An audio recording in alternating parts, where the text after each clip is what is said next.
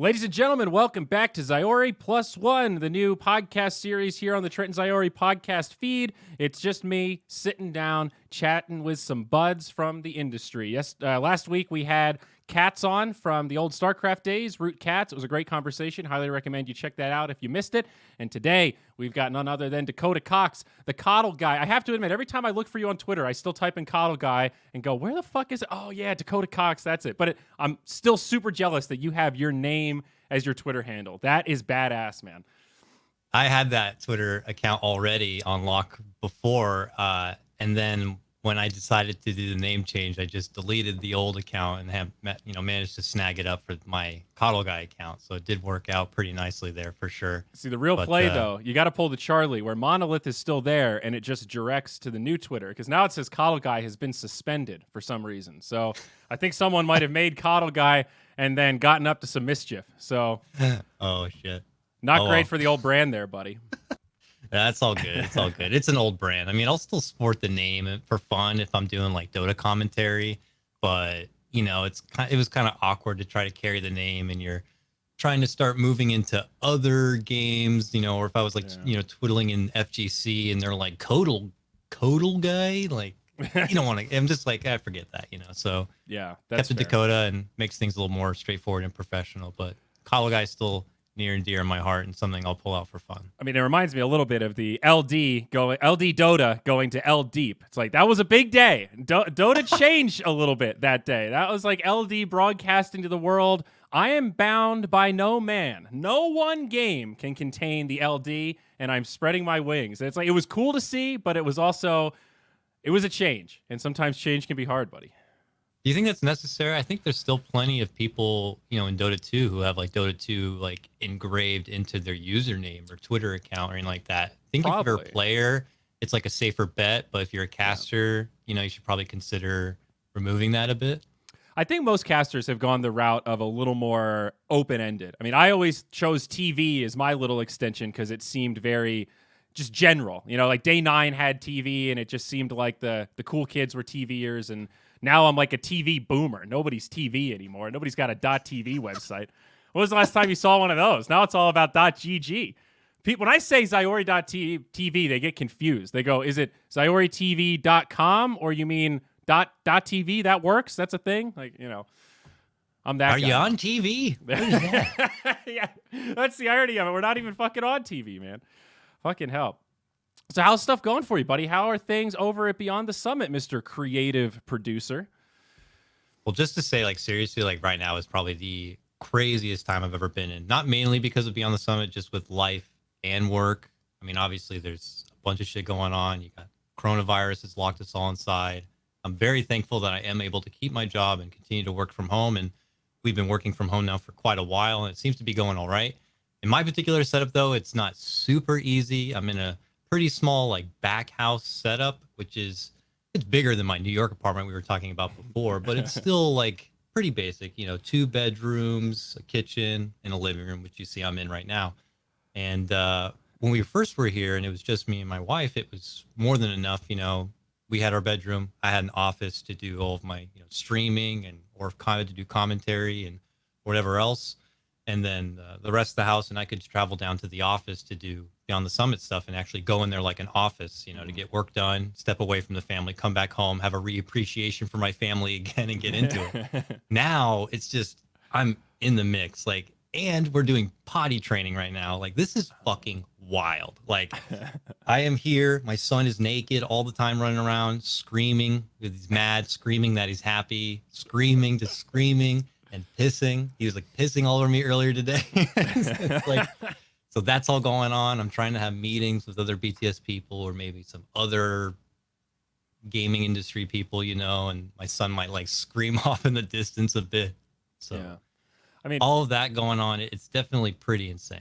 And a lot of your work, it has to be collaborative, right? Because you're in a creative role. So you're not just, starring in pieces, you're writing and you're working with other talent.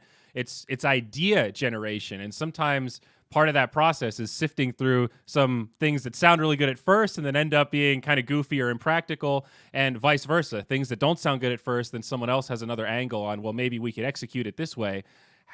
how's that affected your work environment from like a creative side? Have you felt like remote has been okay? Has there been enough in-person stuff that you've gotten by? Has there been enough demand? Like, I guess I don't really know how BTS is doing. Like, have you guys been suffering in terms of, I know some of our projects have been put on hold because sponsors got cold feet or had other opportunities or are otherwise just being a little more conservative with their budgets right now. How are you guys? Yeah, I mean, it's definitely a bit of the same. There's a lot of projects that have obviously fallen flat because of the situation. And then there's projects that are suddenly resurfacing because they're trying to transition their events from what was going to be live events into online events. And they're looking around, and BTS has already got a pretty nice established setup to do online events. And they're doing it at probably a bit of a cheaper price than some of these huge places. So there is a opportunity for BTS to be able to pitch opportunities and work with companies to make events happen.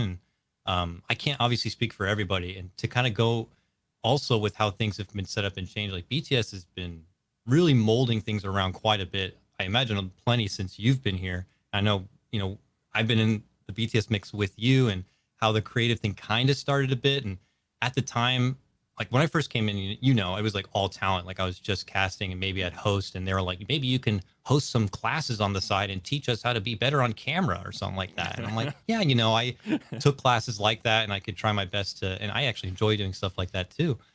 But as time went on, it just got more fun to drop these kind of ideas, and then we kind of made this content, and there was that great like sellout piece, and that was just so fun. And it's like we want to drive that feeling, and being able to work with people like Dan. And if you guys don't know, Dan, aka Missing Data, is like our leading content man at BTS and has been for a while. And I love working with them and those kind of people who can like take those ideas and really run with them and turn it into like something on screen.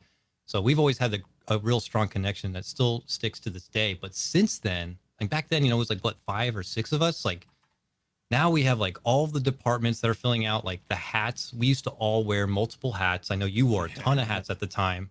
The hats are starting to finally have their homes with appropriate people who specialize in those positions. And now we have these positions. We're trying to work on how can we communicate with each other and pass this idea and this product down the chain and work with each other, so we're not constantly asking all the same questions nonstop. So we've been trying to like figure that out right now. And it's definitely a learning process. And it starts at the beginning when we're trying to even conceive an idea.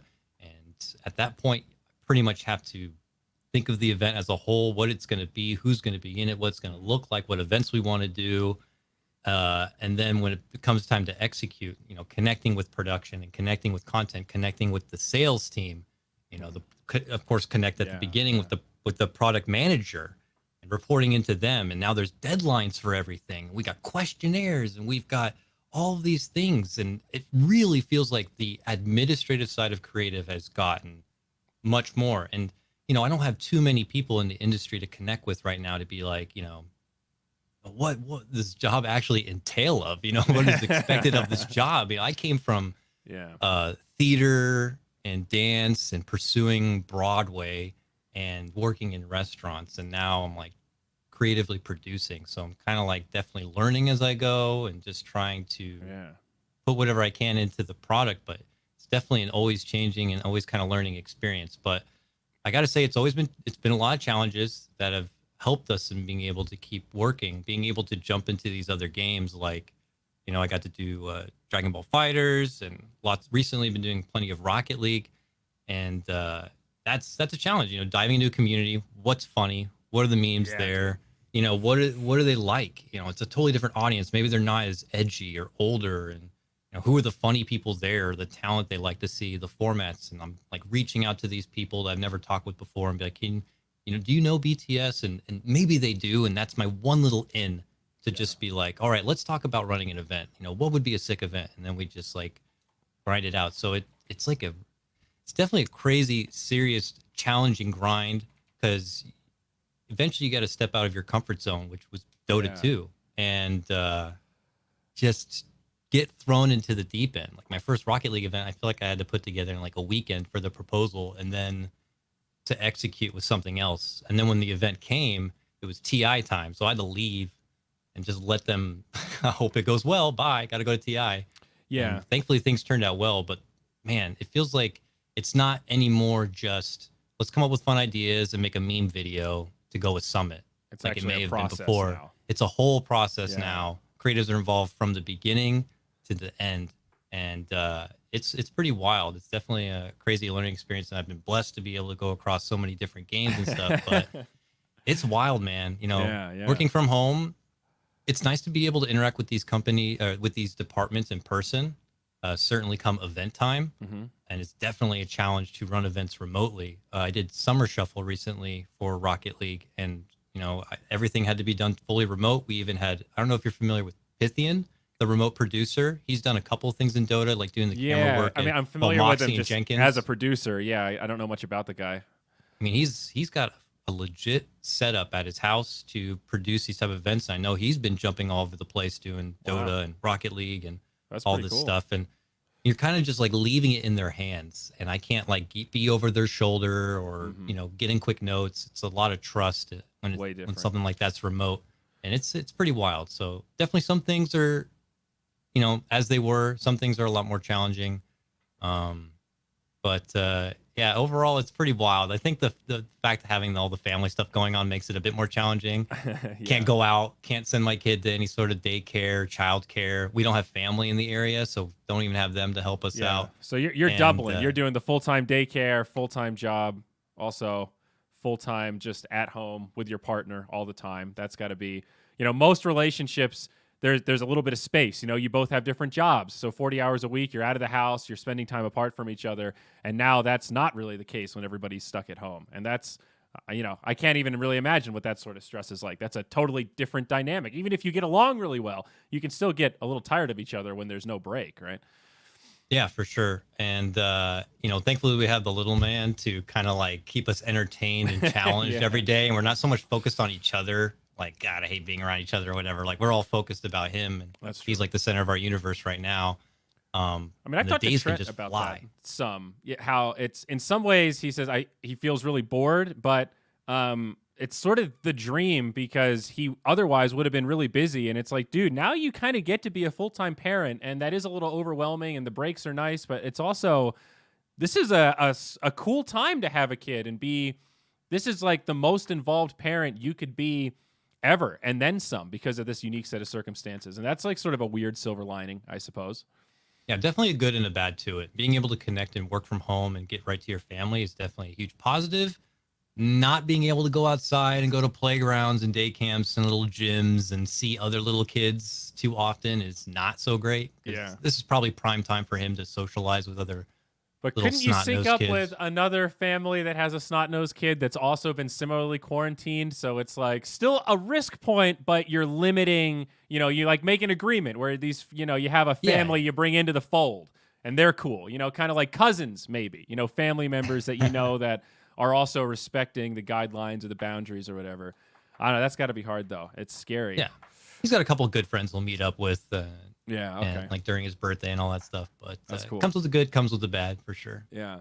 But the way you're describing kind of the evolution of the creative process at BTS sounds so awesome because it sounds like what you've described is the shift from the collection of people. Like, as you said, a lot of people wearing many hats, and it feels like a function of everyone's effort to a process that has more defined roles, and those roles you'll start to see outlast individuals. But that's a good thing because you have this structure that's bigger than any one person. You're getting rid of those single points of failure and moving into something that feels like not to sound, you know, like offensive or anything, but like a real business. And it's a real machine. It's actually like a profitable thing that's making money. And, you know, LD could take a sabbatical and you guys could bring in a temporary CEO and the whole thing wouldn't just fall apart. Whereas when I was working there, it felt like, hey, if LD disappeared for 6 months, I'm pretty sure this whole thing would go up in flames pretty much immediately. So that's a totally different vibe, and that's awesome. You know, that means more scalability, more events, and like just more general security for everybody that works there. So I guess congratulations. I don't know what to say, but that like it gets me giddy thinking, like visualizing how much that stuff has grown and changed. And I just watched 2001: A Space Odyssey for the first time last night, so I've been really thinking about evolution the last 12 hours or so. But Nice. that's really cool, man. Yeah, I mean, it's a new experience. I'm not trying to sound like I'm, you know, just drowning in the BTS Kool-Aid or whatever. I'm obviously thankful that I'm in a position where I can be a creative and work in video gaming. It's kind of like everything I could ask for. The work is pretty insane at the moment for what we got to get done, but it's been an experience to watch this company kind of grow, and everybody's pretty ambitious and they want to be able to make it work, but still a growing business. And I know a lot of people who watch our products in different games. It's always different. You know, in one game they think we're the best shit on earth, in another game we're overrated and they don't like us at all. So it's like, you know, again, so you know, find those challenges and just trying to live up to it. But yeah, I mean, it's been good. Everybody's trying to find their groove. There's lots of new faces coming in, faces that are leaving. Unfortunately, it's a door of movement right now, and a lot of people that the chatters out there like we'll probably never meet or never know who are getting a lot of work done. Do you guys feel like you're moving a little bit less focused on Dota? Like over time, let's think about a pie chart of Beyond the Summit and game allocation. Is Dota having an increasingly smaller sliver in that pie chart, would you say, over time? Are other games still just presenting better opportunities, or is Dota still pretty high on the priority list? I think Dota is still pretty high. I don't know as far as like, is it on the priority or not, but it's still always a huge factor just because I don't know if it's because BTS has been blessed to be in that kind of position where they have that repertoire to connect and make like these English partnered streams happen for all these like kind of second tier events. And then to, you know, have a foothold to be able to have first party products like a summit from time to time. But it feels like there's always Dota stuff to kind of have. And I feel like we were in a pretty good spot to kind of move in to make a lot of work happen during the DPC. But obviously those things have been kind of put on hold. But I think there is always going to be Dota stuff churning for sure. That's kind of like the bread and butter. Definitely stuff like Smash has risen up and has been a product that's worked pretty well for BTS. But I feel like there's now a group of people who can kind of specialize with that, and their attention to Smash isn't going to pull away from Dota in any sort of capacity. More so, we're just kind of starting to field all these other games and give them a shot, and you know, and spin from there. So I don't think so. It doesn't feel like at all that Dota stuff has gone down. I feel like we always kind of have to be in the know with Dota a bit and try to just you know, make something happen. Well, I don't know. I mean, Dota has just become such a weird place now, especially with COVID, because we were on the brink of this really, what I think could have been a fundamental change for our space with the divisions and having really a tier 2 Dota infrastructure in a meaningful way for the first time in the history of Dota 2. You know, like the original major minor DPC circuit, there was a bit of a tier 2 setup for the minors, but a lot of tier 1s cleaned up a lot of that money. And now it feels perpetually delayed, and we still don't even know what's going on with TI-10 or the remaining. We're just all watching Weplay, like with the ridiculous cheat code of money they have put on the godliest event I've ever seen in my life. Good God. How do they do it? How do they do it? I can't believe it. Like when I first saw I don't mean to go on a Weplay tangent, because it's like it's like a praising, envy, jealousy, like coming from this right now. Don't worry. Like I'm very truthful in that aspect. Like they put on an amazing show, and the set pieces are phenomenal. I just think about like, God, I wish I had access to that kind of budget to put on whatever show. You know, it's like if I wanted to, like that first King's Cup, if I could have actually put it inside a castle, like, oh my God, that would have been fucking amazing. You know, you could have tripled your budget for the set. That event would have been wild.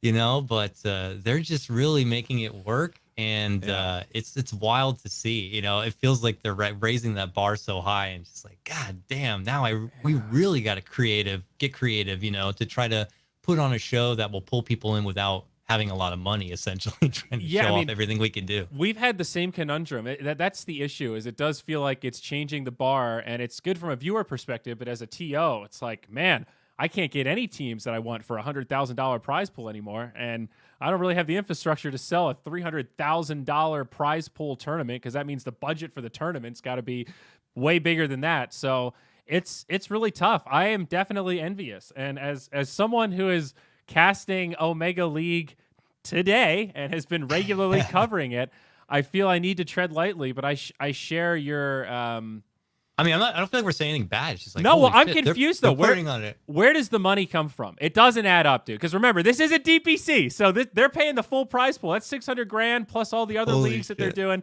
That's 100% them. There's no Valve involvement, and that's a little peculiar. You know, obviously there was a gap. This is normally time when we'd be at TI, so they wanted to fill it and do this Mount Olympus theme thing, and you know, make it really competitive. And it's cool. It's badass. They've gone completely 10 out of 10 ham, but what's the business strategy? I don't have to do many sponsor plugs. That's the other thing. There's not many logos on the overlays. And maybe that's just because I'm casting the Americas and Europe is what all the sponsors are after. But for the amount of money, it hasn't felt particularly sold out. I remember the Summit 3. I remember the amount of sellout we had to do relative to the income. And if you project even a little bit of that formula onto this equation, it's just like, I don't understand. I'm missing something. So like even then, if they had this huge sellout bit and live segment where they went to a website to show everybody, I'd be like, yeah, I understand, because they got a fuck ton of money and that big set, and somehow they managed to, have the talent come out, chill for a couple of weeks while they wait for the test to get the result, then come on and go. It's like, oh my God. Yeah. I would understand that there's these big sellout bits, but they seem to be able to make it all happen. Props to them. Definitely envious. Definitely feel the challenge to kind of make whatever product we want to put forward really kind of be something special, so people aren't just trying to weigh the differences between what Weplay is able to do from what everyone else can do. I love the themes, though. I feel like that's now a hallmark of Dota, because you guys do themes in your events. Moonduck's all about the themes, and now we're seeing like DreamHack is getting more and more theme oriented, and Weplay always has a really intense theme. Some are a little weirder than others, right? The Valentine's Day one, I will never forget. That one was a little intense, especially in the modern day climate, with all the Me Too and such. That was a little that was a little high risk, low reward in my opinion, but hey, they took a shot, and that's what really matters. I definitely love the theme game. I think like the first like creative summit I kind of was working is like when we were doing the family photos and stuff, and I love kind of putting the players in that kind of position. As long as they're able to kind of have fun and loosen up, I think you can definitely have a good time. You have to definitely establish yourself, and I wonder if Weplay had any sort of that experience, being the new guys and then bringing on talent, be like, we want to dress you up and do this whole crazy thing. Is there any resistance, or if they were just like, well, they're paying us a lot, so but everything has kind of go price, for it, man. Yeah, exactly. Yeah. And this kind of discussion, I think I talked about it with Trent on the last podcast with him, and I'm actually really curious about your take on this. Given the recent news, did you follow any of the NEOM stuff with LCK, the League of Legends sponsor? It's like a Saudi Arabian island, and apparently they've used a lot of like kind of slave labor and stuff like that. That's really bad news to build it, and it's being marketed really heavily. They also did a partnership with Blast, I think in Counter-Strike, and there was a big, I guess, sign of a strike from the talent and a big outcry, and they eventually tanked the partnership. Supposedly, this is crazy money. I mean, this is Saudi oil money. If, let's say, somebody came to you and said, unlimited budget, go as big as you want, has to be in Saudi or Abu Dhabi or Dubai or somewhere, and they want to hire you guys to do an event, would you do it? Does everything have its price, or is there a certain degree of, I don't know about this? If they said that they wanted to do as part of the tournament an all-girls exhibition match to show that women have great rights in Saudi Arabia, would you cast that and endorse it? Is there enough money that they could pay you for you to do that? I don't know, man. I feel like I think a lot about kind of the impact these things would make on the audience. I mean, maybe that's just from my more theater and show background, but I always kind of think of, what is the audience getting from this? How are they going to be feeling in this moment when they watch this particular event or content or whatever it may be? And I don't know. I feel like if I got hit with that and there was already a bit of a scuff vibe in the air as far as how it's going to be taken from the community and from the audience, I feel like there is a price tag you can put on the reputation you could be potentially just kind of throwing totally away. Because it is big money. I mean, I bet that Blast deal was like crazy money. I don't have a figure, but maybe even 8 figures, Yeah, it's so different. It's like different though than like the Facebook deal, right? It's like one is just like a lot of money and you're moving your show over, and people are going to give you a lot of shit and not as many people are going to be watching it. But those kind of deals could definitely just be stuck with you and your brand and your name for the rest of your days at that point. And then all of those talent and community people don't even want to work with you anymore. I don't know. I'm fortunate enough to not have been in that kind of position where it's like a ton of money and for a very potentially risky return. But I definitely commend all of the personalities, talent, and people involved in that League of Legends scene who were bold enough to kind of put their feelings out there and go, this might cost me a job and everything, but I know what I stand for, and just kind of stuck with it. Definitely props to them for that. There were a lot of people that had good messages. I remember reading Frankie Ward's specifically, and hers was really good because she pointed out that like this isn't the only place in the world that doesn't have rights for everybody the way I believe they should. This is one of many, and I kind of draw the line here. And she said it's not just women; it's also LGBTQ rights. That's also a big deal in that region of the world. And I don't know. That was very uplifting. I agree with you. It's cool to see talent actually banding together, and it's also cool to see the real benefit of collective bargaining power. Talent have it, players have it, audience has it. We all have it with our spending decisions and how we open the wallets and stuff. And it's neat when you see those. It's sort of a boycott, I guess. That's sort of a weird word, but it's scary and a little volatile. When these countries or political parties make these crazy decisions, could potentially affect how we get work in the future. If China does something, even if US does something, we could potentially be losing a lot of strong sponsors and partnerships we've had for a long time, just because now if you continue to work with them, the whole community looks at them in a totally different light than they did a year or a month or whatever ago. So it's a bit scary. And especially in 2020 with everything going on, it feels like everybody's at an all-time political peak. So I don't know. Again, thankful that I haven't been in those kind of positions right now. And if it became to a point where the higher ups are like, we want you to put on a show and it's got to be in this, it's this crazy potential Saudi or whatever setup. I definitely would have to step back and reevaluate the situation and think about.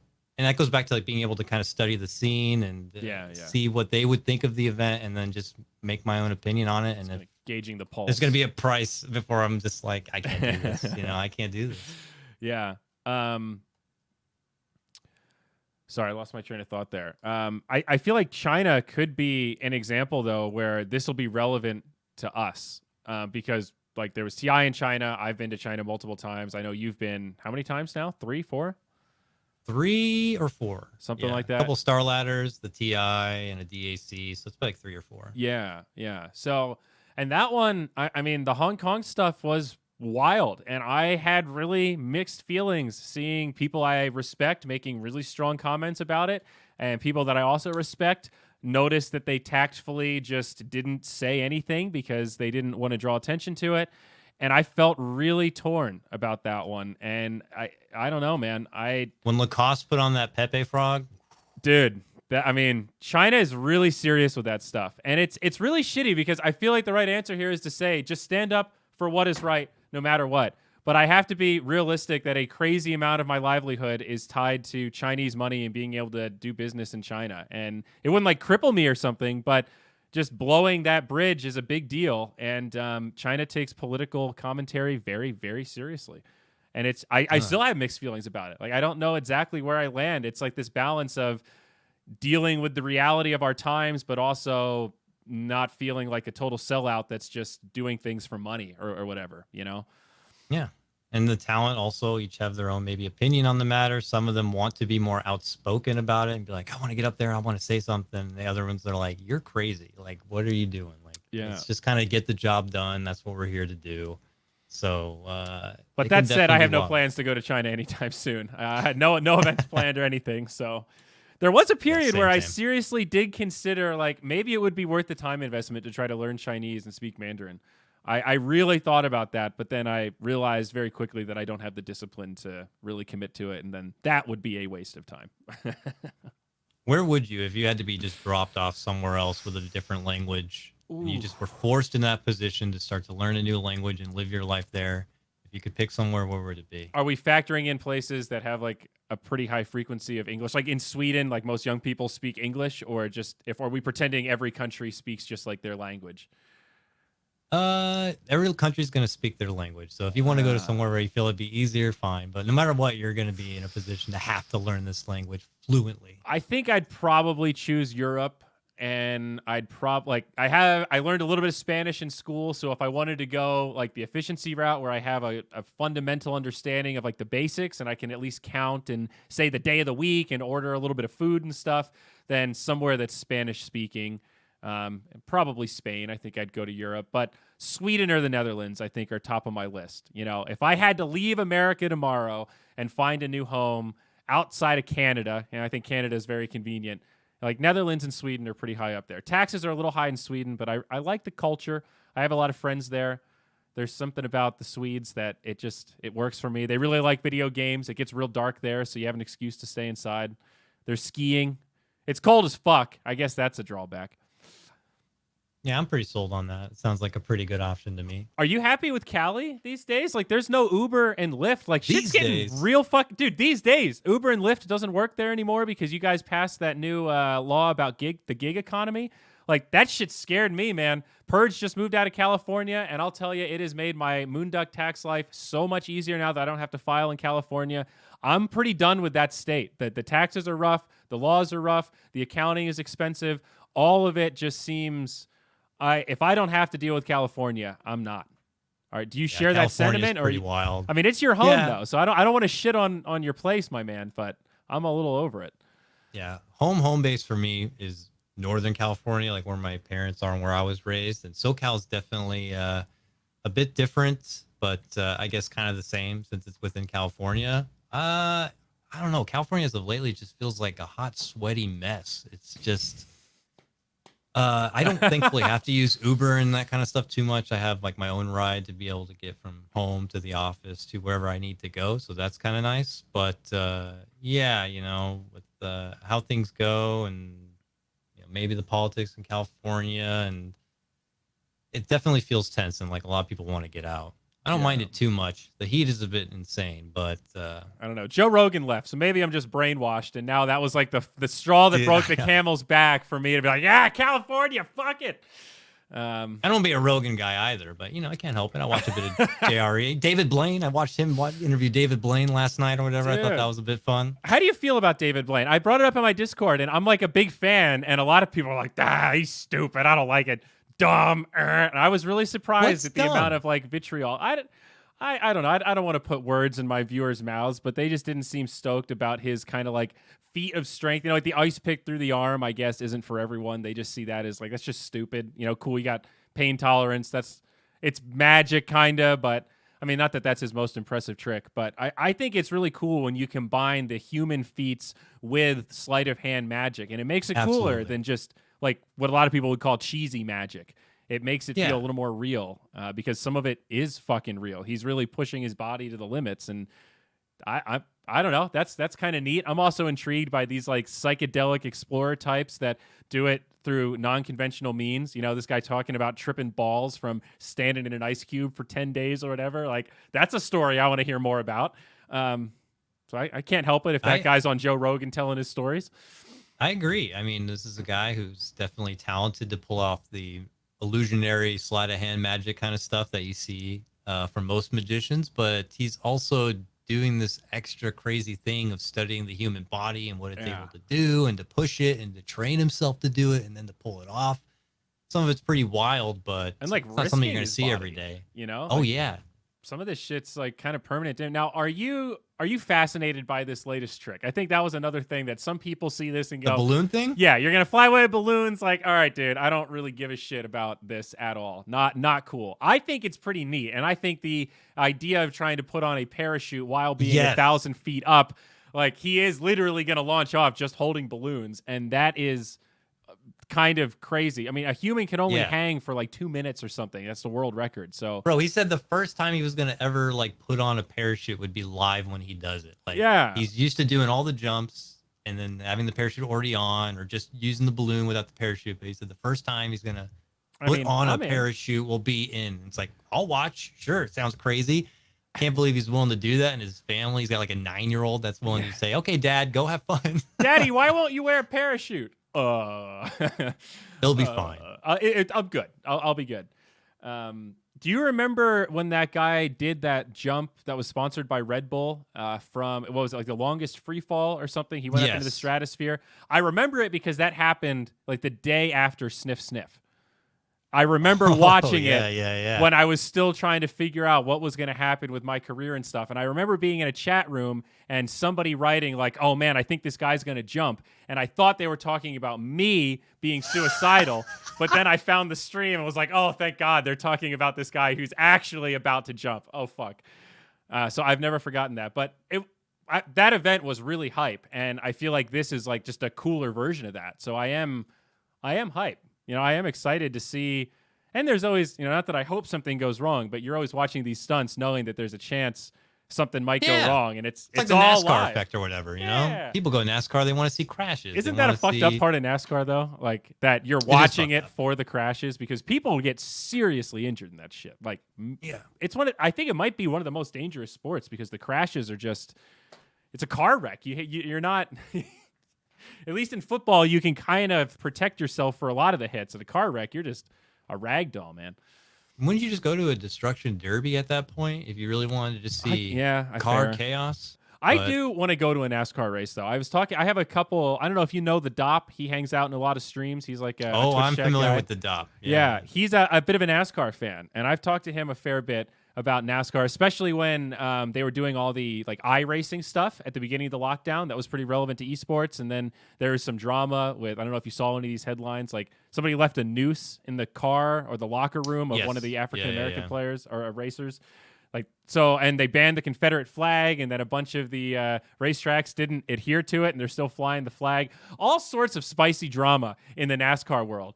But he said one of the things that's cool about going to a NASCAR race is that you can bring one of those radios that they use in like trucking and stuff, and then you can tune in to all of the different pit crews that are lined up. So it's sort of like analogous to going to a Dota event, and if you're in the venue, you could use your phone to tune in to the player audio inside of the booth. So if you're really into NASCAR, you get to hear all the code words and the behind the scenes stuff. And he's like, that plus the fact that it's a giant party and just everybody tailgating is like, it's kind of cool. And there's people showing off cars and engines. It's sort of got like a festival vibe. He said it's not about sitting at the track and watching the cars go around, even though people do go kind of crazy when the cars go around. But it's more about the atmosphere. And that made me want to try. I would definitely go for the atmosphere. For sure. And I heard seeing the cars go that fast up close is pretty insane too. It's got to be a run. Yeah, it's got to be pretty wild, but I can see how the atmosphere would be pretty wild. Something I definitely would want to check out, once in my life. I guess we could put it up on the old bucket list there. Post-COVID. Yeah, definitely on the bucket list. I'm down. So we got to hook this up, dude. We'll get the DOP to set us up. We'll go to like the best track, and we'll bring some other, you can invite some other esports people. We'll do a whole we'll make an event out of it. We'll stream it. Dota goes. I just love to that NASCAR. idea of being able to have a scanner and you could tune into everybody. I wish you could do that at a Dota event. Wouldn't that be pretty hype? Now that's an edge for you, dude. The BTS LAN. Bring a radio and you can hear the players. Although that's going to go sour. Somebody's going to have to run that by all the players and teams ahead of time. Like, guys, please don't curse. We got sponsors. All right, Stop secret's dropping not the R playing. word. Stop dropping the R word. Stop, guys. I was casting RDTL, RD2L. I always say it wrong. The like Reddit League or whatever, their finals last week, and they had a player named Regurgitard. And I was casting with one of the admins on the league, and I kept saying his name, and I could tell the admin was like physically cringing. He's like, well, we just call him Regu. We call him Regu because we don't say that. And I was thinking, like, is Regurgitard offensive? Because it is kind of like, it's the R word with like Gurgi in the middle. So it's a bit of a cheat. But is that offensive? If that guy goes pro, is Tard offensive? You put something in front of it, I guess? I don't know. I was really torn. I was up late thinking about that the other night, and I couldn't come to a conclusion. Is the word What'd you say it was? I'll type it in Twitch chat. Yeah. To me, it sounds like, because to retard or whatever means like to slow down. Maybe it's like a slow regurgitation. Yeah. REGURGITARD. Regurgitard. Wow. Sounds like a gnarly robot. Like so there's there's a Gurgi in the middle. It's not a prefix or a suffix. It's like a midfix. Interesting. Yeah. Well, I don't know. I don't know what's offensive these days, man. It's tough. The other day I was casting with Pexu, and I felt the need. I wanted to ask him something about saunas, but I was worried that would be like stereotypical, or it's not racist because we're both white. It's like culturalist or something. I was like, all right, this might be offensive, but are saunas really as popular in Finland as I think they are? And he just said, Why would that be offensive? Yeah, saunas are fucking awesome. I felt like a total dunce for a minute there. Just like, fuck. I really have like, I've embraced the PC culture thing. And it's like, maybe that's not bad. Because I do believe that we need to keep moving things forward and really think about our vocabulary. And there's a shit like one of the things that makes English so amazing is that we have so many fucking words that mean so many things. And if you're really good, you can be really articulate and express really complex ideas with a pretty small amount of words. And like I think LD, I've always said, I think is the best Dota caster at doing that. Insane. He's so Insane. articulate. And I think it's because he reads a lot. I think that's probably a big part of it. But yeah, he's also just he's incredibly skilled at that. And that said, I still have some mixed feelings about like sometimes I wish that I didn't feel the need now to preface anything that I want to say that's controversial with like, all right, Pexu, brace yourself for this. I'm about to ask a spicy one. How many times a week do you sauna? Yeah. It's I don't know. It's just a hard thing to balance. Maybe that's just how change happens. You know, it's not always a clear path. But how do you feel about all that stuff? You know, I know that you're a thoughtful guy and you read a lot, and as a commentator, it's got to be something you think about, right? Certainly when it's in a live atmosphere and you're thinking on the fly, it can definitely make you kind of stutter step in your own thoughts as far as what you feel is comfortable or not. So you tend to, or at least for me, you would always tend to err on just the easier, lighter side and try not to even go down a controversial road. And then for anything like pre-produced or content, and now you're looking back over it again with these awoken eyes, if you will, to see if everything is good, you're starting to gauge opinions, and then you're really starting to question, and then you end up maybe even canceling things that may have been no problem at all, but you really, because there's already pressure to like put out products or put out casts or whatever, and you know, if you do one thing wrong, that's it. You're like done potentially. So in these times, you really got to be extra careful. I would think I'd be a liar to say it's not something you think about, but you know, sometimes you just can't help it. I think I did Enigma mistake not long ago, you know. I think you've done it multiple times, buddy. Come on, man. I did it once. Once? One time. Okay, one time. One time ESL, but you know, it happens, and you're just like, whatever. You know, I hope that people know I'm a good person. And actually, maybe it's Suns fan who's done it multiple times. I might have just projected Suns fan onto you. I apologize. That one's on me. I'm sorry.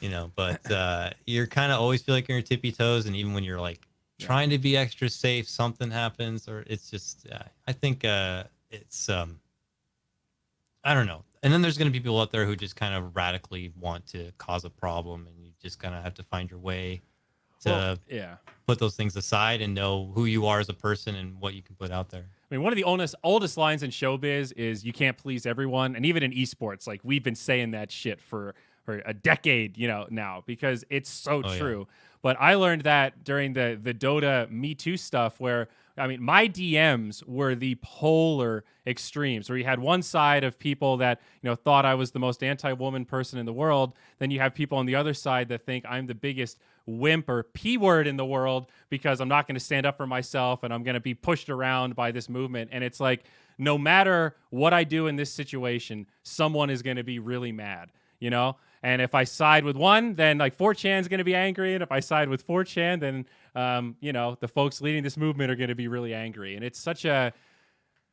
that is such a weird situation. And it's so representative of just the audience in general. Like Dota is a really, really diverse audience. When you think about broadcast television, a lot of it's localized in regions. You know, there aren't many TV channels that are like global outside of news networks and stuff. And even there, you've got BBC in the UK and CNN in America. Dota's global, dude. There's 100 different countries that we might touch in any given Dota cast that we do. That's a lot of cultures to try to appease with our words in one go, all live without any script or plan to just go on for a game that could last for 2 hours. It's a really interesting target. So I try to remind myself of that. Like we are in some ways in the Wild West of broadcasting where it's all live all the time and everyone's always just doing the best that they can. And that's a little bit the nature of the beast, right? Yeah, not that that's an excuse for crossing the line, but it is just, of course, it's a complicated system to navigate. We don't have a clear script to follow. Yeah, just as you get an audience or any sort of social following, it's just anytime you're trying to put something out there that can be at least in some way interpreted controversial, you're going to hear about it. Funny thing recently is like, I don't use Facebook a whole lot, but I definitely have Facebook to be able to at least touch base or see people from my past, before esports. Everyone's got and a stuff. few friends that are Facebook only. You don't really care about them, Yeah. but you still kind of want to have that connection just in case. Yeah. So, for example, my dance teacher, who I taught me everything when I was younger, or whatever. Like, she doesn't have a big platform at all, but she's got a lot of friends on Facebook. But it's political season. Suddenly, she puts out a post like somewhere along the lines of, "You don't like America, you should get out," or something like that. And now I'm looking at my dance teacher, and she's just getting racked apart in her comments, and some of them are like students who went to the school when I did. Oh, And like, man. and then now you're just seeing these relationships be totally torn apart just because of this one little message she put out. And then she's like, "I'm not a racist." I'm like, you're learning about social media, and it's like, you can't put something out there and expect people to all be on your side. Yeah. Everybody's going to have a different idea, and they're using the social platform to let you know how they feel about it. And, the more people you touch, it's just more likely there's going to be a few of those people who just come at you. Do you follow any political people on your Twitter? Do you follow like Joe Rogan guests or like Jordan Peterson or like shit like that? I used to be, actually, I will admit, so I have the 12 Rules for Life book, which I've skimmed through from Jordan Peterson, and there's definitely some things in there I would say has helped me a lot.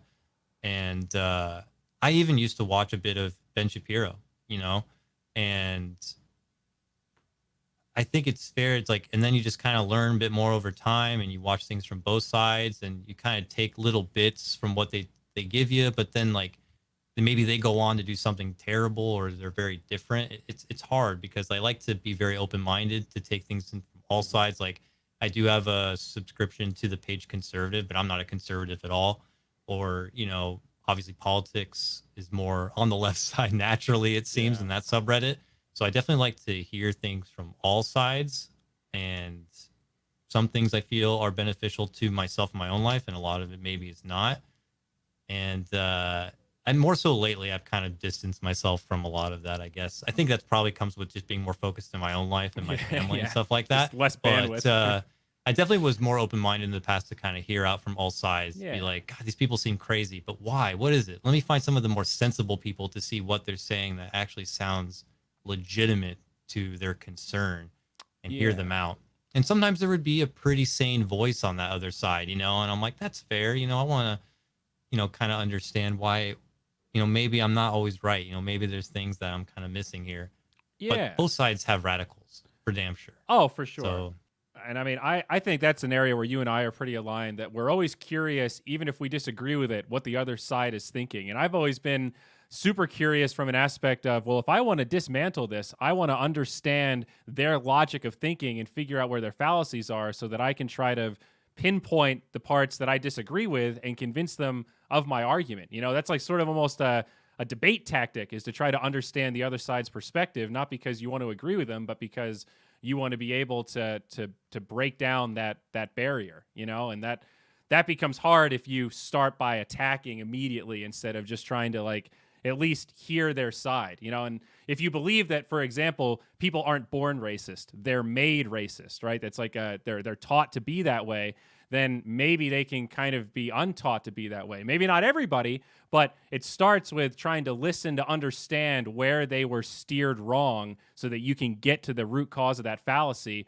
Those are the moments where you can really break through to people. And I always think of it as like the journey. I hate it when people point out, like, you follow this person, he's terrible, so you're terrible for following him. Like, first of all, a follow is not an endorsement. I followed Trump for a while so that I could laugh and get a daily dose of comedy, not because I voted for Trump. Second of all, very rarely do I idolize somebody to that degree where I feel like I agree with them one-to-one. Like, I enjoy Joe Rogan's content. I don't agree with everything the guy says. It's like you said, it's a bits and pieces thing. It's just expanding the perspective. Sometimes people say shit and you go, oh, man, hearing that out loud firms up my stance against it. And sometimes people say shit in a different way and you go, huh, I didn't really think about it that way. Maybe I was a little bit wrong about this. And I've definitely changed on things. Like, for me, guns was a big one that I changed on. I used to just be completely anti-gun until I shot one and learned how they worked, and someone showed me all the different parts and broke it apart. And I was like, it's more complicated than just ban guns. There's a lot of them out there, and it's it's the pieces in the guns that, you know, this gun's not inherently automatic or semi-automatic. It's this one part that changes it. So it's just having a better appreciation for the complexity of a problem, you know? So, sorry, that was like a really weird rabbit hole to dive into, but yeah, we could definitely pull back from political stuff a bit. I'm sure people are like, what the fuck's happening right now? But we can definitely pull back. No, it is good to keep an open mind. That's whenever we talk about politics, I always try to sum it up with like, just try to listen. Just try to listen a little bit. You know, have you watched All Gas No Breaks at all? Are you familiar with that YouTube channel? He's like, I always tell people he's like a Slacks, but for the real world. A little bit. He's like this interviewer and he goes to events and stuff. And before all the COVID shit, he was just going to conventions and various like niche. Is he wearing like things. A suit or whatever? Yeah. Like the Eric Andre suit guy? Kind of, yeah. It's just like a regular kind of musty, it's like it's an off-color suit. It almost looks like something like Dwight Schrute would wear or something. Yeah. And he holds a microphone. I think I saw a clip of that. Yeah. And it's gotten really popular now, but his YouTube channel is hysterical. It's, you know, I think what's good about it is it's just him listening. His interviews are mostly just letting people talk, you know, and asking them to kind of. And we're all watching and wincing, like, there's people out there, and especially middle America and stuff. You're just like, oh god. But he's been going to protests and stuff. Like he went to a NASCAR rally, and some of the shit. It's hysterical content. Supposedly he's going to get a TV show or something, which is like good for him. Pretty wild. So, but do you get to play games that much anymore, man? Do you have time for gaming? There's definitely more limited time to game, and I definitely miss streaming, like wholeheartedly do. Yeah. And my gaming time is definitely more reserved for at night after the little man goes to bed, but I will try to get in what I can. Lately I've been reconnecting with some old friends, like my grade school friends, my like Mormon friends. These are the guys who I give credit to helping me just be a good, nice boy in school. Like, just caring about video games. You know, they are not cursing or drinking caffeine. I was drinking caffeine. I'm not going to go that crazy. But, you know, just hanging out with them, being, you know, just playing games and not really getting caught up in drama. And I'm not saying like girls or drama or anything like that, but I'm not dating girls or doing anything like that. We're just playing games, getting through school. And I got to reconnect with them. And it wasn't until I went off to community college and then started being a D-gen for a while. But I've circled back now to reconnect with them, and they have like older kids now, and we've been trying to get back into gaming together. And some of the games we play, I don't even like at all, but it's fun to just play with them. Are they not like big gamers? So you got to play stuff that's a little less. They are big gamers, but God, everybody's just kind of picky with what the hell they want to play. You know, like one guy's like doesn't like PvP kind of games, and another one likes builder kind of games, and not these kind of. Everyone's kind of picky, you know. So we're always like throwing out. You want to try this one? You want to try that one? And we're playing like Starbound and Ark and all these kind of games I probably would have never tried before, and they're pretty fun.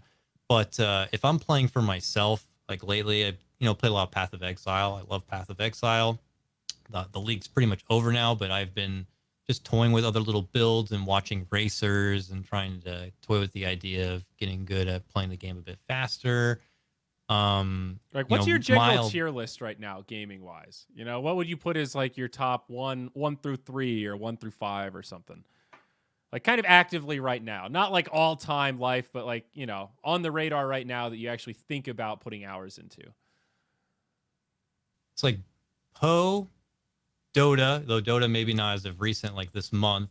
I think I've shelved that game for a little bit, but I'm trying to think of what else. You're not playing any WoW? No RPGs? No, I played WoW and then I stopped. I tried some games and then ditched, like that Wolchen game, ditched that immediately. There's some new other what's it called? God, I can't even think of it. I didn't even try like Fall Guys yet, or I haven't Mafia either. Type game. I've been talking about it for like Subnight and stuff, and I think I need to, but it seems pretty hype. I just haven't. I'm a laggard with new games these days. I kind of wait until there's a proof of concept. Like, are you guys? You sure you want to play this? Are we really gonna play it? Okay, fine. I'll buy it. I'll watch and be like, this game, it's probably gonna be dead in 2 weeks. Yeah. I'll wait back for the 2 weeks. I'm like, how lively is this game still? Is it still bumping? Are all my friends still playing? Okay, maybe I'll buy it and hop on in. But sometimes those games do die, and sometimes I've bought the game and then it dies right away, and I feel like shit. I'm like, well, I'm not buying that next one. Is there games, I want to ask this to you and I'll answer it as well. Is there games you feel like you definitely missed the boat on, like have been pretty good and you've had friends that keep on playing and you're still, for whatever reason, resistant to hop in? for me right now, it's been like Monster Hunter World. I've heard a lot of good things about, and I've been curious to try. And I have some friends that are hopping in. And I probably should have tried it out, but I haven't. And maybe Apex, I probably should have been giving a fair spin by now, but I haven't. Yeah, I can't tell if Apex. I sort of thought it would be a fad. A lot of people I respect told me it wasn't. The devs are good. They're really dedicated. They're going to build out an esports scene. This is going to be like kind of phase 2 of what PUBG should have been. It seems like they're stable enough. I'm a little bit over the battle royale thing. I felt that way about Path of Exile for a really long time, and in the last 2 years, I've really dove in. And I regretted not doing it earlier. That's every time someone asks me, should I try PoE? Just try it. It's fucking free. It's free. It's like Dota. Just install it, try it. If you don't like it, play something else. With PoE, you got to get that second time, though. The first time you dive in, you're like, fuck this shit. And exactly. you leave, you come back, and you're like, okay, I'll give it a shot. Because everyone's scared of that passive tree. You're just like, oh my God, yes. No, I'm not doing this. And then you got to come back with a fresh mind, maybe follow a guide, and then you just fall in love. Yeah. Great game. I actually felt that way about Grand Theft Auto 5 because I played like GTA back on consoles, like GTA 2 on PlayStation and stuff. So I had this kind of feeling of Grand Theft Auto is what it is. I understand the franchise. It was fun when I was a kid. I've kind of grown past it. And I went back and read about it and watched more of the gameplay and then watched a lot of the RPG gameplay and had this feeling of, wow, I missed the boat on how much Rockstar improved this game. And I didn't realize that GTA is actually one of the most sold games of all time. I think Tetris still is #1 of all time, like most copies sold of one game. Some of the original Pokemons are really high up there. But yeah, GTA is crazy popular, especially if you combine all of them. They've sold a stupid amount. It's one of the biggest gaming franchises ever. And they have turned that shit into just basically Second Life, but for criminals. And that is cool. And now, like, I remember trying to get into it and people saying, like, dude, you won't even be able to get into an RP server. There's wait lists. You're a bitch when it comes to RP. You're not even going to fit in there. Don't even try. You know, it's like you missed the boat on this thing. Like, this thing, like, try. Like, you know, when it was growing, there was a margin for error. Now, like, just don't even bother. And I don't know. That seemed really cool. And now I don't know if GTA is still popping, but if there's a GTA 6, I think I will buy that shit and hop aboard because... Yeah. GTA still bumping, man. That game gets a lot of viewership, and it's probably mainly because of the RP stuff. And I'm with you on that. I watched some of the RP, and I'm pretty envious. It's like I know I'm not gonna be able to just jump into an RP server, but I feel like I'd have so much fun doing that. Just trying to own up to a character and interact with everyone else and have a good time. I definitely feel like I'd have a lot of fun and maybe even be good at it. But to break into the community, to start from scratch, try to find your way in, that sounds definitely pretty rough. Now, fun to watch. Yeah, I was worried about that kind of dynamic with Valorant, and I did play the beta quite a bit. I haven't played it since Ranked was released in the actual game. I still have it installed, but it's okay. You know, I don't hate the game. I'm not a huge FPS guy. I'm not the kind of person that can just. I was gonna say, have you played any Counter-Strike or Overwatch to compare it at all? A bit. You know, I've played a couple hundred hours. I probably got 300 or 400 hours on Counter-Strike now, and I'm pretty bad. I'm like whatever low rank, but I only play Mirage. But I understand the basic, you know, concepts or whatever. We all played Overwatch for a stint there when it was new and fresh, and then kind of lost interest around the time OWL came out. Maybe a little. I think once it clicked in that we weren't going to run Dota events, or Overwatch events, we all just went back to Dota. That's what it was like at Moonduck. We were all playing it, kind of pretending like we were going to become Overwatch casters, and then Bren actually became an Overwatch caster, and we said, "Well, buddy, if you come back to Dota, let us know. Good luck to you." And then that was it. That was the last thing we did in Overwatch. Was hand Bren over to them and say, You're gonna do very well, bud. You're gonna make it over there in the Blizzard universe. I'm excited for you." And he's been slaying it ever since. That was he would have been a great Dota talent. I'm really happy for him doing well in Overwatch, but I think he would have been really like a tier 1 Dota panelist. He's got that. He's got the spice. He knows how to banter. I like having spicy banter people for sure. Yeah. Overwatch was great, but definitely feels like it almost scarred some people because everybody was definitely on that train for a while, and then it became pretty kind of exclusive to run stuff, and then you're like, now when a big game comes out, you know, it feels like everybody definitely wants to go all in, and then like Artifact, you know, that rolls around. BTS, I know, is like super on the ball trying to like make a early event happen or get your name into the hat super early, and then look what happens to the game. So now you're kind of reevaluating all these games as they come out. Like, how hard do we want to go in on this game? You know, we need to feel out if it's going to be good. I try to do that a lot with some of like the FGC games in particular. Like they come out and I'm eyeballing like, does the community like it? Or does it have a net code? Like how can we try to make this an event? And we did stuff like Mortal Kombat, but then these games could end up dying or their communities could turn on it. And you're just kind of like, man, such a volatile business. It feels like at times. Oh yeah. So much hype behind some of these games and you just cannot predict how the hell they're going to do. I mean, for all of Moonduck's faults, in times like these, I'm thankful that part of our business model is low overhead because we can survive this stretch. We can go 6 months or a year without really doing very much. And yeah, it's like a hit on the brand. People wonder if you're still alive. But if all of our talent are working other events as white label casters, it's pretty minimal cost and we can float that and it's not a big deal. And we're agile enough to come back whenever there's an opportunity to do, some kind of creative type endeavor. And I always think about this studio that existed in Colorado. They were in Denver, basically, and they actually did Overwatch work mostly. And their model was the complete opposite of Moonduck. Instead of our whole thing was content over production, so minimum encoders and cameras, and it's just all memes. And they were like, we have a professional studio, but we don't know what we're shooting in the studio yet. So we talked to them about maybe running like a Midas mode there and using their studio space, but we were worried it would kind of inhibit our creative freedom because they wanted it to be like TV, like really granular, like this segment's 45 seconds. It's like, that's not how this is. It's just not the flow of the event we want to do. So we did it in our living room instead. But they ended up going really hard with an Overwatch contract, and it was the Contenders Leagues. That's like the tier 2 type stuff for the amateurs to work their way up into the main league. And because they were signed with Blizzard, the thing that actually pushed them over to not wanting to work with us for Midas Mode 1 was that we had that vape sponsor for the vape breaks.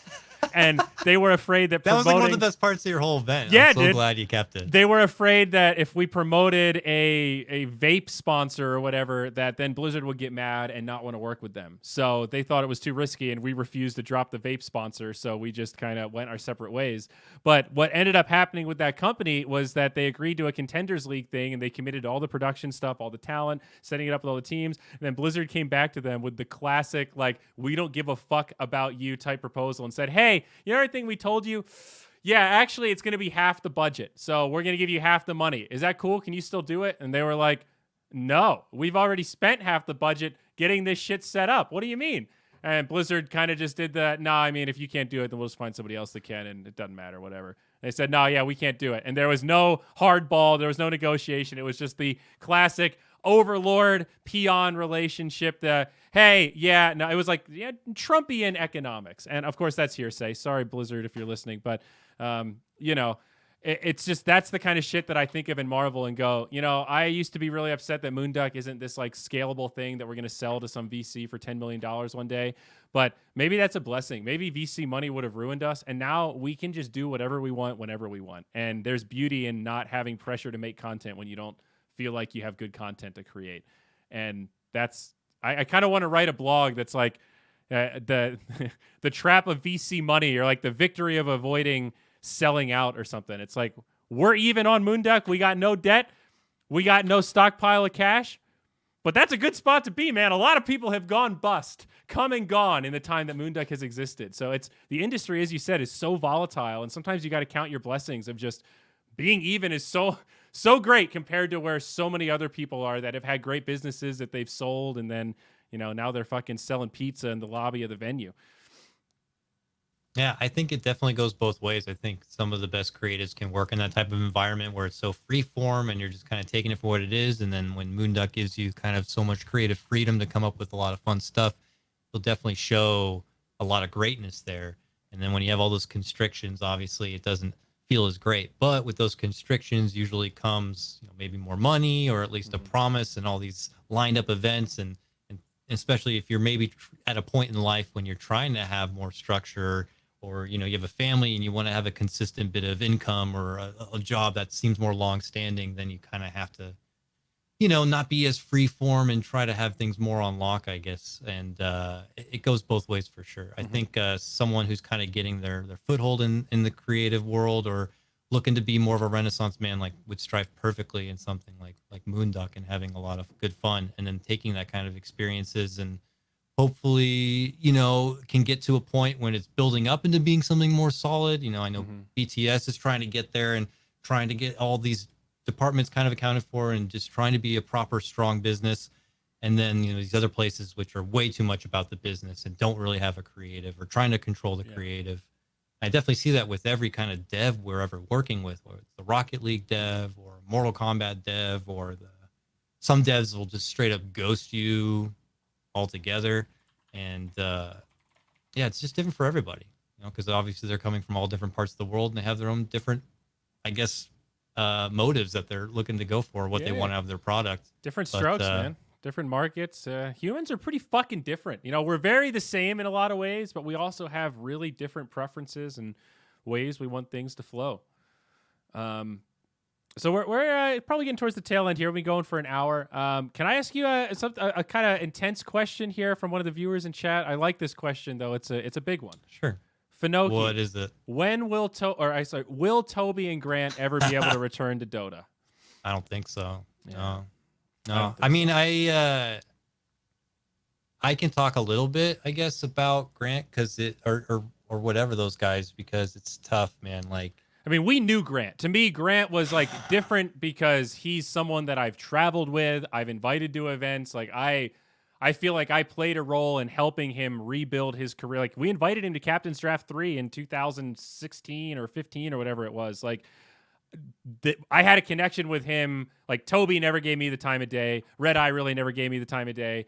I've worked with them, but it was just like I've never had a real conversation with Toby or Redeye. I've sat on 12-hour flights with Grant and talked to him for hours. That's a different dynamic. So sorry, I didn't mean to steal your thunder. No. I'm totally with you. And all of these people are people I mostly have just professional relationships with. I'm not even one to really go to these after parties a whole lot as it is. I'm pretty boomer mode at this point and have to like kind of call it out. And so when I interact with a lot of these people, it's mostly on the job. And if it's someone I like, we'll definitely converse a lot more and shoot the shit and have a lot of fun jokes. And if it's people that I don't really care to be around, it's just only professional. And I'm just seeing I'm pretty much in the cast or on the panel and that's it. And Grant was someone who would frequently show up and he'd ask me how my kid is and my family. And we would talk about a little bit about real life stuff, nothing even close to anything that's ended up coming out about Grant. But to just have that all of a sudden deleted and taken away was definitely very jarring for me. And, I think it's safe to say, like, once you become a dad, you definitely also become a lot more sensitive and emotional about things. Yeah. And that whole movement really, like, hurt because, these are a lot of people you were kind of, like, looking up to or getting connected with in the industry. I wasn't even connecting with a lot of people early on, and people like Grant were one of the few people who actually knew me when I was in Dota 1 trying to get in and working in the DXD League. He was one of the few people who actually knew me back then and was giving me that kind of NA Dota cred and helped me get into the league a bit with having that cred. So it's rough. I mean, obviously do not condone anything that's come out about these guys and what they have done to others. It's truly, truly awful. And I can only gauge off what I've had interacting with them personally. And I'm not like hearing like, oh, did you hear Grant's actually done this shit? Like I'm not hearing that. Like if I did, things would have been obviously very different. But it's hard for me to not say I won't miss that presence. It's just suddenly they're not there. They're like, it's pretty much dead at this point. So it's very jarring. I don't foresee them ever coming back. I don't see how they could ever come back. It's on them to kind of figure out where their lives are moving forward. But it definitely was a good amount of years of just seeing them, of hearing them cast, of passing by them, of interacting with them that is just suddenly gone. Mm-hmm. So it kind of throws you off a bit. All of that content I've made with Grant, I made a lot of content with Grant. That's all just gone, deleted. I can't even bring it up and talk about it on panels in the future or anything. It'll just be completely awkward. But those were all special moments at the time, doing like the giant Grant in the suit and doing Grant Joker and doing all these live bits where Grant owned the show at the time. It's like that shit's still out there, but it's like in the vault now. It's kind of taboo. It's like The Hangover. Yeah. You watch that now, and there's that scene where they pull up to Ed Helms' house, paging Dr. F word, and he just like screams it out of the car. It's like that didn't really translate to 2020 that well. And now it's like, we don't really watch The Hangover anymore. It was funny at the time, and now we've all agreed that it's a little over the line for the most part. Maybe we haven't all agreed, but it's weird. It's such an odd dynamic, man. Yeah. And yeah, like I said, it's going to be a little tough. I mean, but it's definitely for the better, and I'm confident that things will move on. We have bot TI in the future, and I know Grant was the presence of that in the back. He's a big hype man, but we have a lot of really good talent out there who could definitely just bring hype and fill those kind of stories. And it's on them. New up and coming talent, current talent. These are openings now that they need to be able to step up and just kind of win over this new audience. So yeah, it's definitely rough. It's been hard because I've never had the opportunity to really talk about that whole experience and stuff like that. But it's very conflicting from my perspective, certainly when it came to Grant. It's complicated stuff for sure. And I know there's like a weird degree of guilt too, where you feel like, man, I enabled this guy, I guess. And it makes you feel like a chump for people that you kind of thought were your friend. And then, like, was that real or was it like an act, or, how much of it was real? And fuck. Do you think Redeye's situation was different? I mean, because his wasn't, sexual. Well, what's Redeye's? Redeye's was like, he was like an asshole. It was like he was physically abusive. Essentially, the thing that really sealed him that was brought out was that there was a court case, and it was brought out that his wife has been separated. He's separated from his family because he was physically abusive, and it was on record, I believe, that he had his wife is in a wheelchair, and that he had gotten so angry that he bashed her head into a wall, and then that was when the cops had come to intervene. So it was like domestic abuse, stuff like that, and it was from a court case from a long time ago that I don't know if it had been sealed. But a lot of people, I guess, felt like this nature of like digging up something from, I don't know, was it 10 years ago, 20 years ago? I'm not sure the exact timeline. I don't want to use the word fair, but I guess some people brought up the point of like, Jesus, man, you're really digging into this guy's history. And it's like, I don't know. And I don't know if it's different. I'm not saying this to try to defend Paul or anything. I'm thinking out loud because it's been complicated for me to comment on all this stuff as well. And I'm asking the question earnestly because I don't know the answer. Is it fair what happened to him? I'm not sure. I've definitely heard rumors of him very crazy, being very angry at times, but never like that. Yeah, I mean, I've worked with Redeye a couple of times. The guy definitely is a unique breed, and I know a lot of people can say a lot of stuff about him that may not be favorable, and yeah, I've definitely seen him be an asshole from time to time. I'm not going to lie. And he seems like a guy who could be a little bit more on the narcissistic side of things. I mean, just being honest, Yeah, I agree. But I haven't seen him punch anybody and go to that extreme, and to like suddenly have a throwdown with him online and everything is just kind of being aired out is definitely very awkward. And I don't know what happens. There's no like esports court of law where you determine who's guilty and innocent gets to stay in the scene or is banished from good. It's hard to justify what was warranted or not and what is true and not when it comes to Redeye. But I also didn't see a lot of people get to the defense of Redeye, right? So I don't know what to think. That definitely says something. The fact that it's like there were so many people just kind of felt ambivalent about it. Now I guess I can say this publicly. Like, I have been to a number of events where there are two hosts. It's like a Redeye Sheaver thing, and a very disproportionate amount of the talent go to production and privately say, "Hey, I want to be on panel with not Redeye."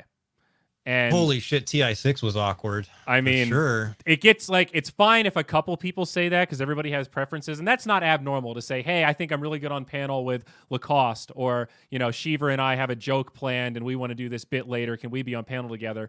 That's totally normal. But when, let's say 75% of the talent at the event say, I don't want to work with that guy because I feel like he doesn't make me look good, or he kind of bosses me around.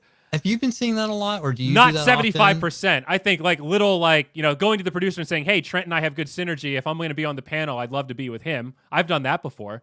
And that's have you ever said, I don't want to work with somebody? I'll admit I've done it once, and I already told them there was an event. Probably, but I can't recall a specific time. And I was scheduled to cast with Capitalist in a co-cast. This was a while back. And I had mentioned that I feel like we were not a good pairing. Now, mind you, this is coming after TI5. What was the famous Ma LD TI? That was TI5? That was TI6. No, that was TI 5. That was TI 5 because that was right. Moonduck got started right after that TI. Anyways, I was like convinced like if you can get in a bad pairing or whatever, like it can just kind of mess things up. So I didn't feel confident at the time about a me and Capitalist pairing, and I actually vocalized that to the producer and with Cap. I'm like, I don't know how you feel, Cap, but I feel like if we did like this kind of switch and I proposed a switch, I feel like we could potentially have a better set of pairings and we could bring a better cast because I've never casted with Cap before. You know, I feel like we're both kind of filled the same void almost. He was a pretty good analyst, but I don't think at the time this was like, 5K MMR plus Capitalist. He was still play-by-play mostly. He was still mostly play-by-play. So I was very concerned about this 2 play-by-play, maybe we won't sound as smart or something like that. And I definitely feel like I got way too much in my head at the time. Since then, I've told Cap, like I said this one time, I don't think that's the case. We were paired up in this next event, and I'm like, I really am excited about casting with him, and let's go for it. And we did, and I felt like it was a good cast, and we've casted multiple times since then together occasionally. But I remember at the time, I just was like, I don't want to be put into a bad pairing or whatever, or pairing that I feel like couldn't work out. And I kind of feel like I was a bit of an asshole at the time, and that's not something I normally do, but have hopefully since then made up for it. I was curious if anybody else has really ever done that, some of these events or not. It goes both ways. I mean, do you remember the MDL major, the Disney major? Do you remember? I watched it. Do you remember the opening segment? It was Tsunami and Redeye making dad jokes with each other behind this little tiny desk. It was a weird cold open panel. It was just the two of them. And I remember watching it and talking to another talent that was at the event and going, what is this? And why is this the opening of the show? How did they con Tsunami into doing this? Because this is weird. This is like, he's like Redeye's like little brother. He's like Tsunami's Gilligan and Redeye is the skipper. And I'm not sure if I like what I'm watching.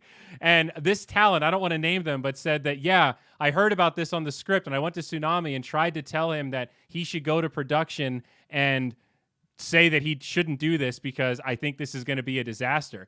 And he said that Tsunami was really confident and felt like he had some synergy with Paul. And I think Tsunami handled it as well as anyone could have.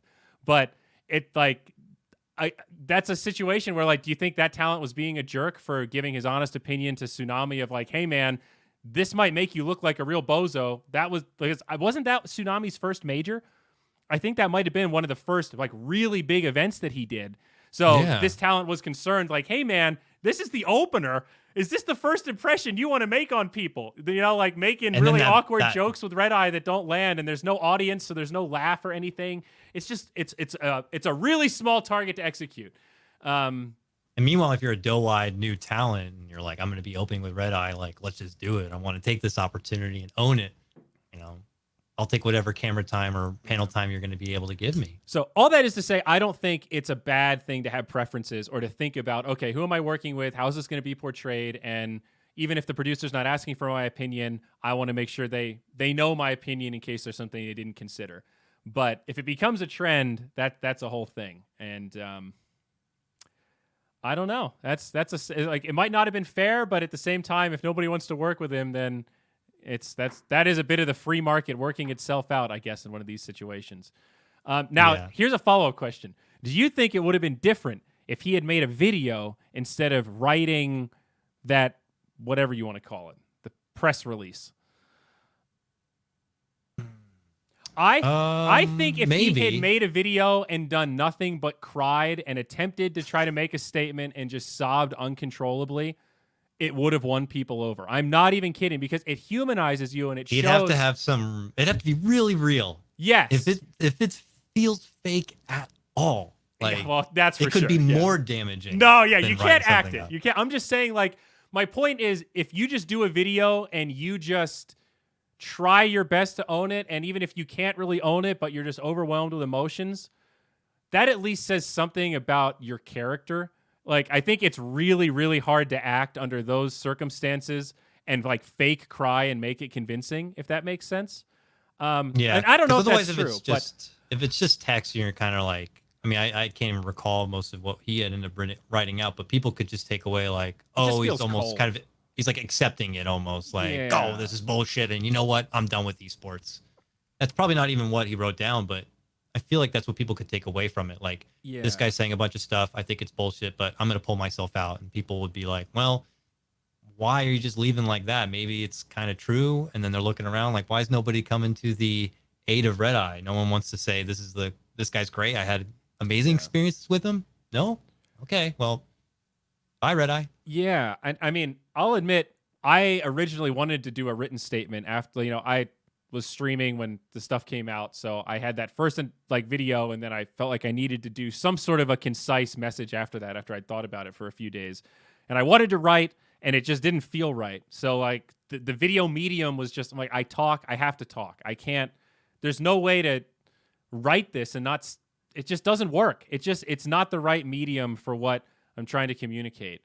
And I was just stunned that, like, even Toby, he didn't say, like, he wrote Demon. He wrote all these people. They wrote these things that it's just like, I don't know what to think now, but whatever you wrote here doesn't make this look or feel any better. And that was something that stood out to me about that whole thing. I wish there was more face dialogue, because you get to like read the human expression. It's like you always empathize more with somebody when you're talking to them in real life than over the phone. And that like jump is the same of like, video versus writing. Yeah. And if it's like a really serious matter and, someone says something about you, whether it's true or not, and it could pretty much ruin your whole reputation and your career, at that point, you need to speak to some professionals on how you want to kind of, set the story straight. Maybe they do suggest at that point it's a video, and how long has it been at that point? How emotional are you still going to be at that point? I can't even fathom. I will say it is a really weird experience, like kind of going through your contact list and reaching out to people, sort of not knowing if they still see you as a friend, and sort of having to say, hey, I know we used to be friends and all this shit just came out, and just want to see if we're still friends. As a starting point, like that's a really weird conversation to have, but it is what it is. I learned a lot from the experience. I do think, to bring it all full circle, Dota is going to end up a better place, and that's really gaming in general, right? It's not just Dota. We got to remember it's not just Dota. There were a lot of other games that, I mean, you're a little more involved in Smash than I am. Some of that stuff was unbelievable. Mewtwo King is one of the few people that I know of in the Smash space, and my God, man, his oh yeah, that's right. Yeah, he got put on blast and had to kind of say something. And well, his whole thing was like, it was a proper false allegation, and the person that made it came out and said, yeah, I made up this rumor about this person because I was jealous about how good he was at games, and I never thought that it would get out or go anywhere, but it did, and I feel really bad about that. And for those of you that don't know what we're talking about, the Mewtwo King statement, he basically came out and said, hey, I was a victim of a botched circumcision. It is impossible for me to have committed the act that they say I did. I cannot be sexually gratified. I don't want to talk about this shit. It's fucked up. I got to bring it up. But this is a true trump card defense. Bullshit. And then after that, the guy came out, and it was like, you watch that video and he's like crying, and the producers were like really trying to console him. And it's, dude, I broke down. I didn't watch the watching video, that. but it's I hard. can't It's That's really, I feel cried. For, I Jason. cried. Yeah, Like, it's messed up. I couldn't watch that and not bawl my eyes out. Like I just felt so bad for him, especially because I've seen some of that Smash documentary, and he's done so much for Smash and the scene, and like he helped develop like the frame counts and like the meta, and like it just, I don't know. He seems like a really cool guy that's contributed a lot, and for that to happen to him is such a fucking shame. It's unbelievable. Yeah, it's rough. I can't imagine, because one day you feel like you're just doing your thing, and the next day suddenly you probably got all these DMs coming in from people who think you're a terrible person.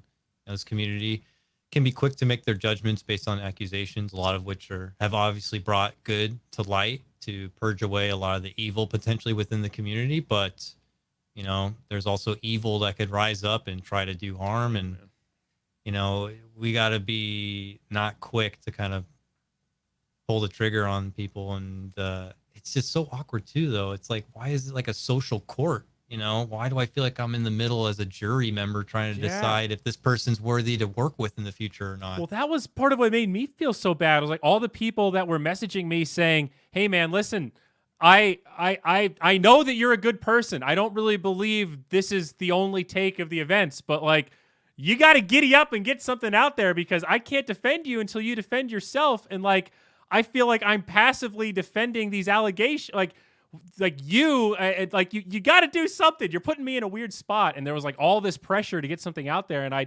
don't blame any of those people. It's a really tough situation, but you're right. It's like you just being a voice in the community, you saying like thumbs up or thumbs down on somebody carries weight.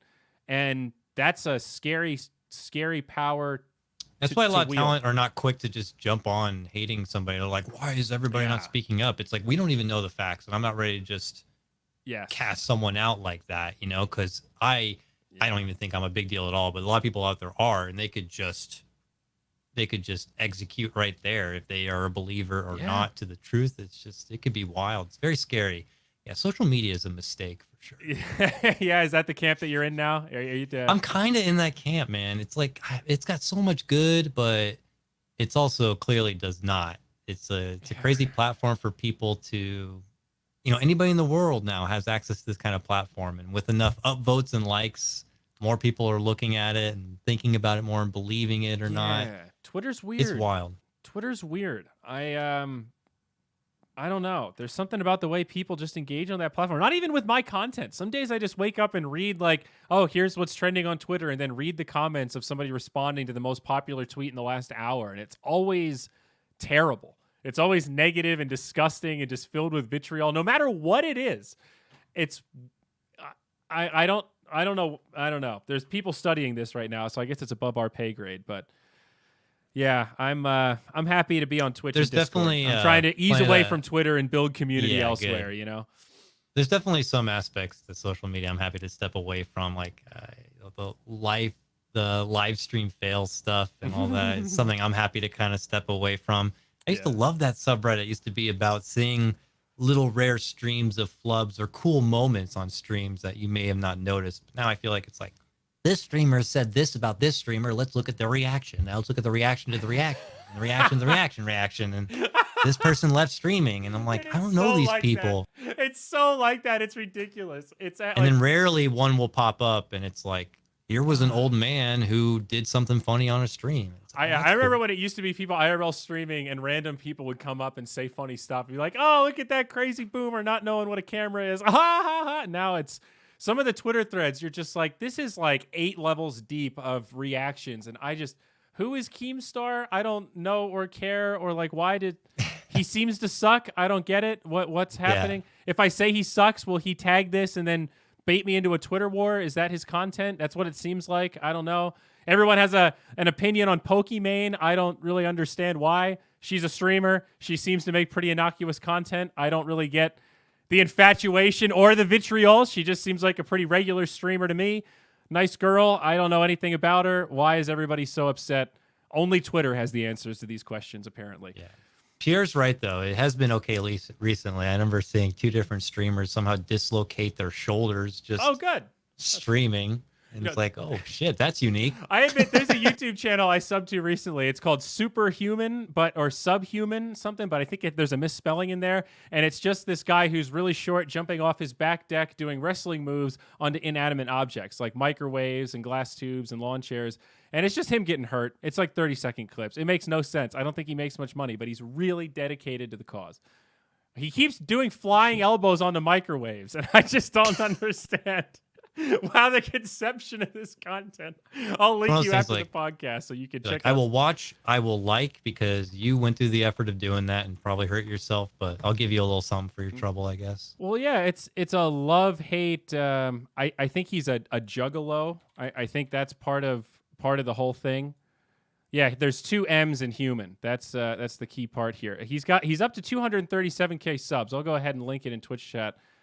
This is what I watch on YouTube. Superhuman and All Gas No Brakes. That's me. I'll have to check this out. Yeah, nice. It's nice digestible content.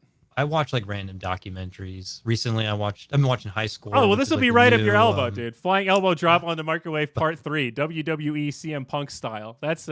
It's basically a documentary in 26 seconds.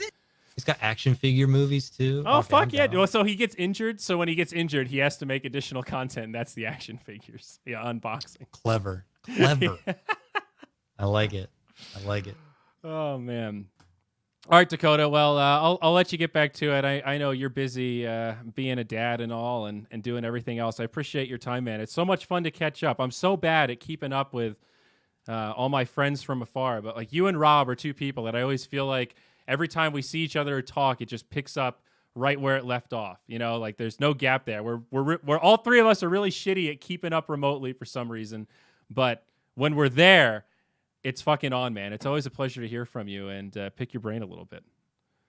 I appreciate it, man. I'm not really in the lion's den of casting, and I don't really care like where I stand on the casting mount. So it's definitely just been nice to be more relaxed so that when I have the opportunities to hang out with you guys again, it's just about kind of hanging out and having fun more so. So I definitely hope we can be back at that point again, and then we can get past this virus and get back to hanging out and doing events and stuff. Let's do a hub. I can't wait to come hang out at the studio. Yeah, absolutely. That'd be great. Let's do it, man. No, that's fantastic. And I remember like the last BTS event you were at, I remember you tweeted something that you were feeling rusty, and I wasn't blowing smoke up your ass, man. I really didn't notice at all. It's like riding a bike. You fit right in there. It's like, I think everybody at home watching was like, oh shit, Dakota's back. All right, dude, we got Dota. Like, I think you are labeled as like, Dota OG. I think people know that you're behind the scenes at BTS now, but you're, don't sell yourself short, buddy.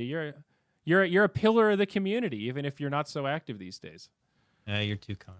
I'd love to get back into casting. It's like one of those things like when you've done a bunch of casting, or at least for me, I do a bunch of casting and then I kind of get the urge to do something a bit more or more creative or come up with an event in a game I like or whatever. And I do this for a while and I'm not on camera and I'm watching everybody be on camera and do stuff and I'm getting envious. Now I want to get back into doing casting and hosting or whatever and like do it as hard as I can. So I'm sure I'll do something little here and there again, but I am just thrilled to be able to watch you guys still continue to do stuff, your podcasts, your events, and let's keep in touch. Hell yeah, man. The old man living vicariously through the rest of us. I love it, dude. I love it. That's how I feel these days watching all these young guns out there. Fuck. I speak on college campuses, seeing these 21-year-olds just excited to make esports content. I'm like, to be young. Oh, man. Oh, geez. Well, buddy, thanks a lot. We'll see you next time, folks. Make sure you give him a follow at Dakota Cox on Twitter and everywhere else. We'll catch you next time on Zyori+1. And, of course, this will be on the same feed as the Trent and Zyori podcast. Bye-bye.